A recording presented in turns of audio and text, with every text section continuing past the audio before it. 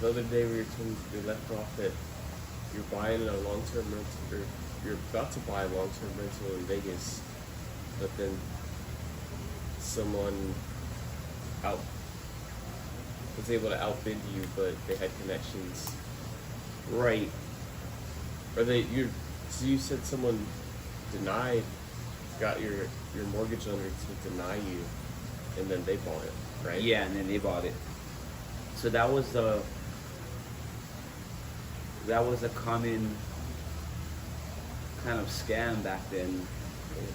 And being that was my first investment project, I didn't know anything about these type of scams. I thought everybody operated ethically and with good intentions, but I never knew that would happen. So what that led me to was, so now I wasn't able to purchase the property, so I still had my down payment money. So now with my down payment money, I ended up starting a photo booth business. And it was a little idea that I had in Hawaii about photo booths doing with parties. I seen it at another party,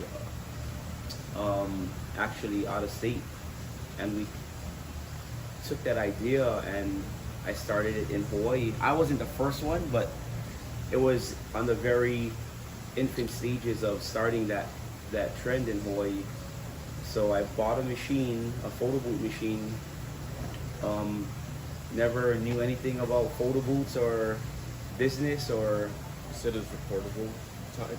a portable type. So it's, you could kind of break it down into pieces and put it in your vehicle and transport it to another event and set it back up. And so that's what I did. With some of the down payment money, we started a photo booth business. We got it going pretty quickly,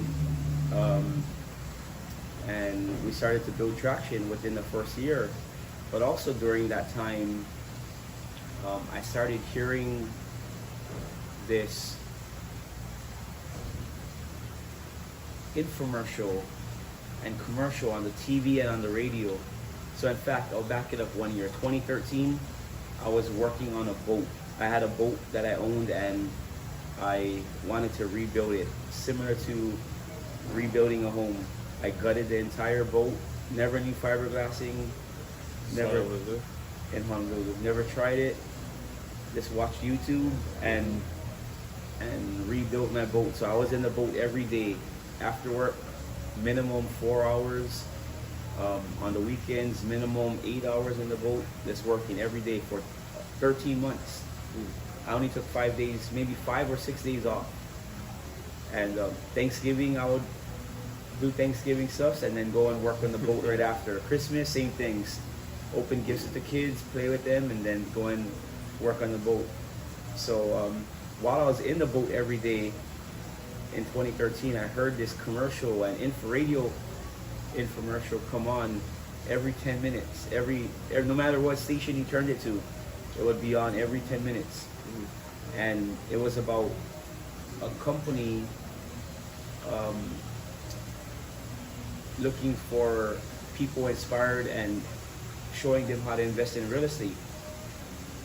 And so that got me, the more and more I listened to it every day in the boat, I hear it every 15 minutes. So probably in each day, I probably heard it 20 times for every 4 hours or so. I kept hearing it over and over and over. So I started to think in my head while I'm working on fixing my boat. But I told myself, if I go to this, which was 2013, I'm never going to finish my boat because I know that my mind's going to be focused on that. So I told myself I'm not going to go to their free event. So I kind of just put it off, but I still have to listen to the commercials. They put you on a drip campaign. Put me on a drip campaign, so I didn't show up to the event, the free events. But in 2014, I was done with my boat, and by this time I started that photo booth company, and which were gaining traction really quick. But then 2014, this program, mentorship program, came back again to Hawaii to start recruiting new students. So I would hear it again every 15 minutes, every 10, 15 minutes, no matter what station on the TV, you would see it. And so I was like, okay, let me go to this free event. I can make it. I'll call in sick from work, my W-2 job. I'll take off. I'll go to the free 2-hour event and I'll see what it's about. So I went to the free 2-hour event. They give a real high overview of it and I liked it. And at the end of that 2-hour event, we all know that they're going to try and upsell us for another program. So it was a $200 event for a 3-day weekend workshop. So I was like, perfect, we can go to this. So I signed up for it, $200, and actually partnered with someone to attend that $200 event. But we went to that $200 event, and I remember that day, like, so this is 10 plus years ago, but I still remember that day like it was yesterday, because I think events that greatly impact your life, you remember everything about it. Yeah. So I remember this day in 2014. It was August 12, 2014. I remember this day. But so now going to this, by that time, from the day I signed up for that 2-hour, 3-day workshop, there was like a month and a half gap between that 2-hour show, because they were still doing 2-hour shows at multiple locations in Hawaii. So they were still recruiting more people to come to their $200 event. So it was about a month and a half gap. So I went to, during that time frame, I ended up getting bookings for my photo booth event now. So now here I am trying to figure out how am I gonna attend the 3-day workshop along with my photo booth events. So the photo booth events, or the 3-day workshop, was Friday, Saturday, Sunday. I had photo booth events for Saturday and Sunday. So after I thought about it, I was like, okay, I'm just gonna go to Friday. I'm gonna call in sick from work, attend Friday, and I'm gonna gain whatever knowledge I can in that one day. Yeah. And I'm not gonna attend Saturday and Sunday. And I'm just gonna call it a loss. I'm gonna make $2,400 in my photo booth business and lose out on the $200. So in my mind, I thought I was winning. Yeah. So yeah. I attend the first day, Friday. Within the first hour, 30 minutes of the speaker giving his presentation, it's like he was talking directly to me. That's what it felt like. Like he knew my life story of the struggles I was having in my photo booth business. Mm-hmm. Like it was like, I don't know, it was like he was talking to me. I felt it. I was almost embarrassed to be in the room, because it felt like he was almost roasting me. Yeah. But so after that, after the first hour, he started going into just solutions on how to solve those problems. And super great information, like some of the best information, and definitely changed the way I thought about things after that. But lunchtime came, and I seen the speaker going back to the room, into the conference room, and I stopped him and I told him, thank you, I really appreciate everything that you taught us this morning. I've learned so much. And it felt like he was talking directly to me, and he kind of laughed, and he said that that's what most business owners feel. So they're just giving a broad spectrum, but in actuality, all small business owners, new owners that don't know what they're doing, are going through all that same struggles. So that's why I felt like it connected directly with me. But so I told him, thank you. I said, I can't attend Saturday and Sunday because I have some events booked out. So he asked me, what do you do? And so I told him I have a photo booth business. He didn't even know what that was. So I gave him a real quick overview of what the business, what that is, and he said, "Great. Do you have any competitors in Hawaii?" And I was like, "Yeah, there's a couple." So he said, "You ever talk to them?" I said, "No, I never spoke to any of the other people." So he said, "Do you want to come back on Saturday and Sunday?" So I was like, "I would love to if I didn't have these events." He said, "Well, I want you to get on the phone and let's Google who those competitors are." He said, "Do you know their company name?" And I said, "Yeah, I do." So he said, "Do they have a similar product to what you have to offer as far as quality?" So I only knew of a couple that had good quality photos like I was producing. So I said, "Yeah, I do." So he said, "Okay, great. I want you to call them up, introduce yourself, and ask them if they're willing to service your event for you." And in my mind, when he said that, I was thinking, no way am I gonna give my hard-earned bookings or leads to another person, which I thought was a competitor. So I was in my mind, I didn't say it out loud, but in my mind, I was already saying, no way, I'm not gonna do this. Yeah. And so he said, "No, so he said, you ready to do it?" So I was like, "Yeah, I guess so." But in my mind, I was still saying no. But I was kind of like just following whatever he was saying. And then right before I started to dial, he said, "Wait, but before, when you ask them that if they're willing to service your event, ask them if they're willing to do it in exchange for $100 referral fee." So I didn't even know what that meant. I didn't even know. He didn't even talk about that during his presentation yet at that point. So I was like kind of just stunned, didn't know, felt like deer in headlights, didn't know what to do.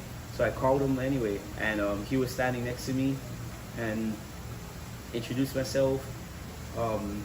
They knew who my company was, and so I asked them if they would be willing to do my service my events for me in exchange for $100. And so those are 4 bookings, 2 on Saturday, 2 on Sunday. So I called one company for 2 events and another company for another 2 events. So both companies gladly accepted those offers. And so now he was like, "That's how business is done. If you want to succeed, that's how it's done. You don't even have to show up to the event now. You can come to and do something that you want to do, and you're still going to make $400. You're not going to make the whole $2,400, but you don't have to go to the event. You don't have to set up. You don't have to stay there. You don't have to break down. You don't have to drive to your next event." Yeah. And once he said that, like all these light bulbs started to go off in my head of like, damn, this was crazy. Like I was still trying to process it, but I was excited that I could come back, but I was still trying to process it. It was like a whole new world that transformed for me right in front of my eyes, and I was a part of that event that transformed it. And so I came back Saturday. So we finished the day on Friday. A ton of great information. Came back Saturday, came back Sunday. Was great information. And on Saturday they announced if we want to join in with their mentorship program, more like a one-on-one kind of thing. And so mind you, every day I'm trying to go home and tell my wife what I learned at this conference or event workshop. Probably butchered everything, but trying to convince her like, hey, I think this is a good idea. But she's not at the event. My daughter was only 4 or 5 months old at that time, so I probably butchered everything. And she's concerned, she's questioning it. She's like, that's a lot of money, you know. We got my daughter to support now, and Which was it back then? 25,000. 25,000. So that was the middle level. The middle level mentorship. The higher level mentorship was 50,000. And so I told them I wanted to sign up, but they told me that in order for me to sign up, I had to get my wife to give them consent. Mm. So I said, great, I can call my wife. They said, no, your wife physically has to be here. And so now I'm thinking, damn. So I called my wife, and I told her that they need you to come here to give consent for us to join. And she's getting a little excited and like, why do they need me there? Can I tell them over the phone? And my daughter's only a couple months old. She doesn't want to. So they say, no, your wife has to be here in person. So my wife has to pack all the things for our daughter, drive 45 minutes to this location, only for them to ask a question of, are you giving your husband consent to join this program? She said yes. They said, thank you so much. It was a 1 minute conversation that she had to drive there for. But so she was even more excited and worked up after that, because now she thought it was going to be a longer topic of discussion, but it was literally that one question.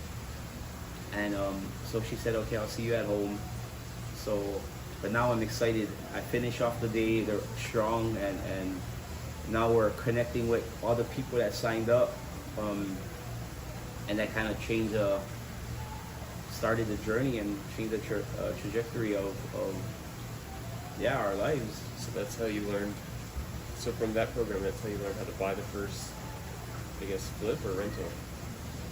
That program was built in a way where it teaches you how to build your own franchise, but uses real estate as the product that the franchise is selling.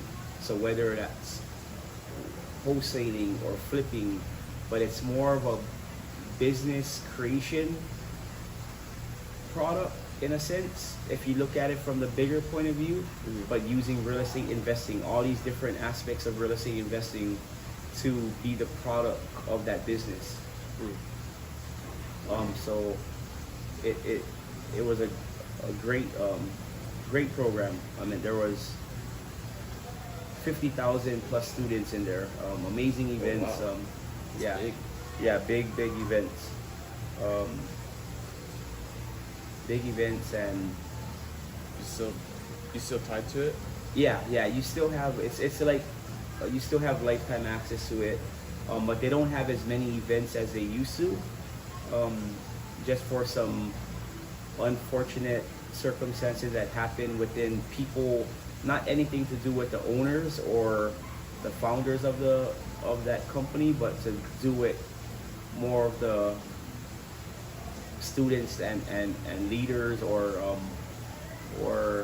just groups in it. Groups within it that conducted some bad activities and were doing some bad things, and so they decided to kind of not foster that type of activity going on.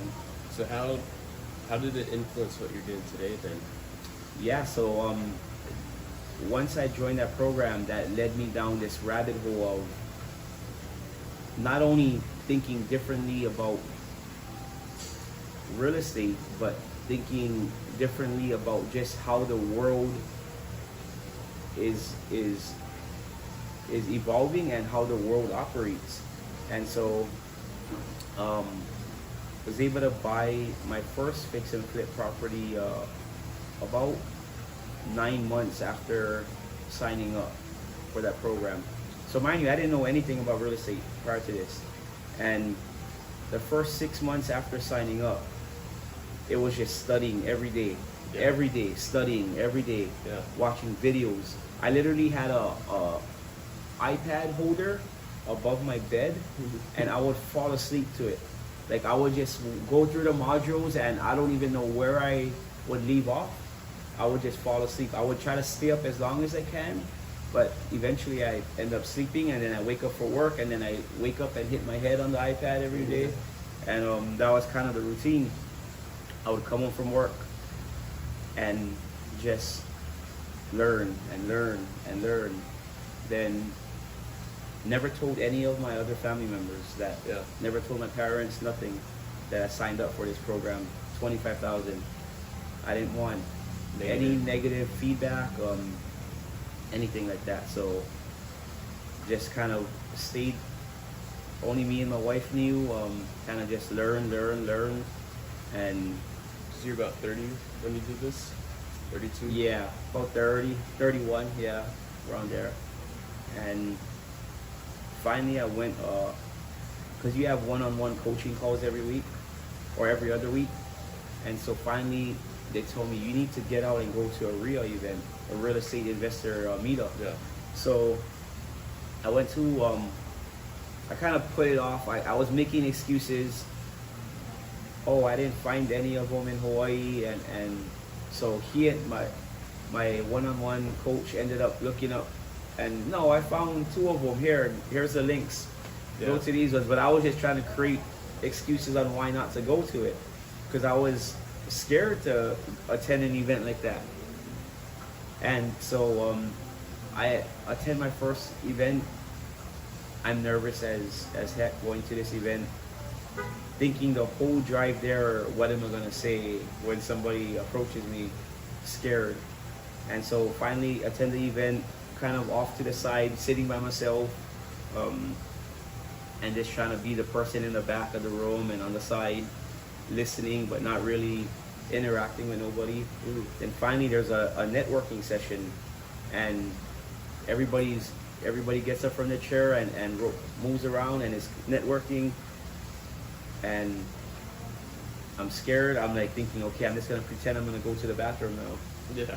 And so I see another person who looks almost as scared as me that I see, and they're by themselves as well too. Yeah. So I'm like, shit, okay, if it's anybody that I want to start a conversation with, let me be with this guy where we both look scared. Maybe we're both at our first event. So I approach him, and I introduce myself, and he introduces himself, and we start talking. And but he's a real humble guy, real humble guy. Come to find out, he's done numerous of deals already prior to that event. And he's an active investor, but he's just so humble that and so to himself that he looked just as scared as me. So I thought he was a brand new person, but he wasn't. So we ended up not even listening to the rest of the meetup. We actually went outside the room and we talked till 1 a.m. And everybody asked me, how did I have this long 4 or 5 hour conversation with this guy when he barely says any words to anybody else? Yeah. And I still don't know, but what. So yeah, we and that gave me the motivation and the inspiration that this is possible. And so I was like super pumped after meeting him, because I knew that it was possible in Hawaii. Because all the way up until that point, I thought that Hawaii was too expensive to do this, to do real estate investing. But he was that proof of concept that I could follow, that it is possible to do it here in Hawaii. And so now this driving home 1 o'clock, 1:30 in the morning, my wife is calling me. She's wondering where am I at? Why am I not home? I worked the following morning I think at that time I worked at 5:30 in the morning. So this is what, So I left the place at 1:30, and so I'm driving home a little fast, and I get pulled over by the police as well too. So luckily, he just gives me a warning. I mean, he knew I wasn't drinking. I wasn't in. And so I get home, and I get ready to go to bed, wake up, and I go to work, because I go to work before my wife wakes up. So now I'm at work. My wife calls me. She's like, "Where were you at? What time did you come home? This and that." So I'm explaining to her that I met this awesome guy last night, and he's gonna help us, and I think he does all this real estate deals, and Um, but she was like, "You were talking that long to this one guy?" And I was like, "Yeah." Yeah. And she was like, "Well, what are we gonna do?" And I was like, "So no, don't worry. I gave up motivation. I kind of know where to go now and what to do." And so after 6 months now, we finally reach out or start telling people that we're real estate investors. Mm-hmm. Even if we didn't do our first deal, we're telling people this now. So yeah, I got connected to somebody who brought us our first deal, and we made $171,000 on that first deal. Man. And that was it. That was like the proof of concept that showed us that it's possible, and never looked back from there. And it was just learning all this different ways that, and reprogramming our mind on how we should be approaching things, and not look at other people as competitors. So that was one thing that was brought up in that 3-day workshop. After that call with giving my events to that other companies where I thought everybody was a competitor, Mm-hmm. he said they're going to be future business partners with you. So look at them, instead of competitor, you can still keep the same C, but look at them as a collaborator and a future Makes business sense. partner. And so even when he told me to do that, he said, watch what's going to happen after you gave them events to do. When they're overbooked, they're going to call you and give you back events. And that's what happened. So it was a crazy thing to experience and think about, and most people don't think that way. And I'm glad I was put into a position that forced me to reprogram my mind and rethink about how all of this works. And that's the biggest it's the biggest piece of the puzzle, in my opinion, is figuring out how to help other people and how to make it a win-win for everybody involved. And that's what's got us numerous deals. I would say close to majority of our deals have come from connections that we've made throughout the years. Yeah. And if you operate with integrity and you operate with the right intentions, and you're not trying to just go after that dollar sign, then great things will come your way, in my opinion. I think I never believed in the universe bringing things to you. Like prior to joining the mentorship, I never believed of setting goals and how to set goals, and believing in manifesting things and the universe bringing it to you. And now I'm a total believer in that. Total believer, 100% believer in that. Because there was too many events and too many things that happened and relationships that were made, and maybe it was coincidence, maybe it wasn't, but I'm a definite believer in the universe bringing things to us now. So I've always been a person that's operated, in my opinion, in a superior fashion, and treated people with, I've turned away deals that I could have made a lot of money on. I probably turned away, I don't know, maybe guessing somewhere in the $2 million range of deals, in profit of deals. Yeah. But because it wasn't benefiting the seller and there was nothing in it for the seller, so I turned it away. Even though that I could have bought it and made that money, I showed them another way to benefit with a better option. So but I think that's what brought a lot of other deals to me, was that turning those away, and just letting things happen. And so like that's how we connected. I mean, I think the universe just brought us, like, what is somebody from Hawaii doing in Florida, doing in Orlando, and we meet in Orlando, and Yeah. and of all places we go to, I don't know, I think maybe I just approach you guys are sitting on the couch or something, and you guys are running deals, or You were Jonah, yeah. yeah, you and Mondo, I think, were just Yeah. looking at some deals, and we end up at Oh, Chick-fil-A. yeah, that's right. We were talking about, he was doing a Morby method, and then, yeah, I think you and Jonah came up. I think it was me that came up, and now here we are, right? And now I definitely know we're going to be doing deals together. Yeah, man. Yeah, so it's crazy how the universe brings everything together. Yeah. Yeah. You know, I'm excited to see how we can collaborate. It's like what I do now, I do wholesale, but I don't like it. I know it's temporary, Right. it's stressful, Mm-hmm. and it's like you make on a deal you'll get 5. It could be even down to 3K, 3 to 10K. The creative deals, Right. to where I know it's like, all right, it's a stepping stone, Right. but I've learned a ton. Right. I just learned so much.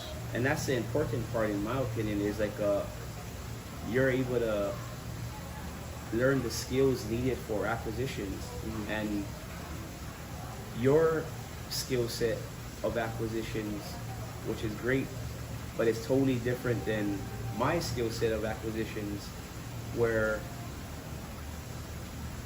you do more technical things that I don't like to do, Yeah. and I can do. But then And- when a team Right. does both, Right. then it's And I come in it from a relationship kind of standpoint and the personal connection standpoint of acquisitions, and I think that's where like you said, when both forces combined, then I think it's gonna be pretty good. effective. Yeah. Yeah. Mm-hmm. Yeah. So let's see. We talked about systematizing life. That way you get it more functional without you having to be in it. And then we talked about Jacksonville, like phase 2, I guess. Right, kind of right. thing. Yeah. And it's a pretty I think once we get to we're at, if I have to put a number to it, maybe 80% in Hawaii. But once we add in that 20% of refining it, getting it a lot more automated, I guess you can say. Yeah. And all we gotta do is transfer that over to now our next market. But And I think without knowing how it all works, first thoughts that come to mind are like, maybe we do a meeting once or twice a week or something, and I could look under the hood, yeah. see how the engine's running, Mm-hmm. and then so gradually, this is where it can get really cool. I'm not saying we have to access all this, but mentioning it because it's there. My main business partner, David, he's basically retired. He's in like the Panama Canal running around in flip-flops. But anyway, as soon as I get back, we're gonna start the pad split. But what I'm getting at is he has a lot of family in the Philippines, and one of them is a complete virtual assistant company. And so in terms of like automating, like I have my own VA, Roxy, that we could always, she's smart. Right, right. She could help systematize as like we see the systems, super trustworthy. And so we could, I think that's kind of the first, is seeing everything that is going on. And then Roxy and I could sit down and be like, how can we make this easier for Courtney? Right, right. Yeah, we can for sure like whiteboard it or process map it, Yeah. and then build out each piece of that process map. And I like that word because do you know what Lean Six Sigma is? mm-hmm. So I studied that at BYU Hawaii, and like did the white belt, did the yellow belt, some of the green. Yeah, I was green belt. Oh, cool. Yeah. Dude, I love that stuff because it's like Yeah. it could be a pain at first, but it's Right. like once you take the time to do it, it's so worth it. Right. Yeah. So you did green belt through which job? The cranes or? Through the shipyard, through the government. That's cool. So they wanted me to actually go to black belt. Yeah, it's a lot of data, But- huh? Yeah. Like I mean, data. at that point, I already knew that my W-2 job wasn't where I wanted to be. So, like that's how I am. Even at work, like at my W-2 job, I used to turn away a lot of opportunities because I knew I wasn't the best fit for it. Yeah. So even though it was being offered to me and they wanted me to take on those roles or to I didn't want to rob somebody else of opportunity when I knew I wasn't going to be putting there long term. So I declined that black belt opportunity because I knew I wasn't going to be there already. So And the first question I have then is, how do you have a lot of, so let me take a step back. I've gotten to study Pace super close for a year and a half now. So like seeing how he runs everything. The first thought that I have with your operation is, do you have a centralized communication where all your people use a similar, or is it all like text kind of thing? yeah, all text right now. So at the mastermind, this is where I learned how Pace, like Molly, how they run everything. So what we could do is Slack. Each address will get its own channel, and then only the people involved in that address get access to that channel. So it'd be like pretty much anyone that is involved on that project, so like subs. And some of them will be a little resistant to use it, Right. but it makes communication so much faster. It's like Wait, we better. Hold on, let's see.